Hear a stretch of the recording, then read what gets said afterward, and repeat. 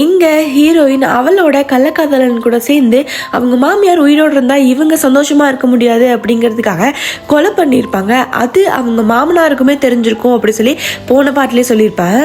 இதெல்லாம் பார்த்துட்ட மாமனார் வந்து ஃபர்ஸ்ட் யாருன்னே தெரியாம அவங்க மருமகள் கிட்ட போய் சொல்லலாம் அப்படி சொல்லி போறப்பதான் அவருக்கு வந்து இவங்க ரெண்டு பேரும் பேசுறது தெரிஞ்சு கண்டுபிடிச்சிருப்பாரு. அதுக்கப்புறம் ஹீரோயினோட மாமனார் இவங்களை எப்படியாச்சும் பழி வாங்கணும் அப்படிங்கிறதுக்காக நிறைய இடத்துல ட்ராப் செட் பண்ணி வைக்கிறாங்க. அதனால பயங்கரமா இவங்க ரெண்டு பேரும் அடி வாங்குறாங்க.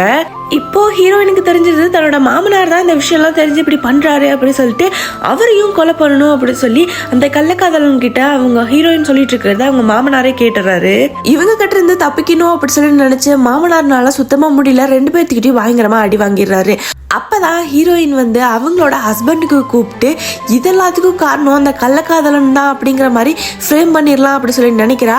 இதை அவன் கேட்டுட்டு ஹீரோயினை பயங்கரமா அடிச்சு போட்டுட்டு அங்கிருந்து தப்பிச்சு போலான்னு போறப்ப அவங்க மாமனார் வச்ச ட்ராப்லயே விழுந்து இறந்தும் போயிடுறான். அடுத்த நாள் காலையில அவங்க அம்மாவை நல்லபடியா அடக்கம் பண்ணுங்க அப்படி சொல்லி அவங்க மாமனார் சொல்லிட்டு அவரும் அங்கேயே இறந்து போறாரு.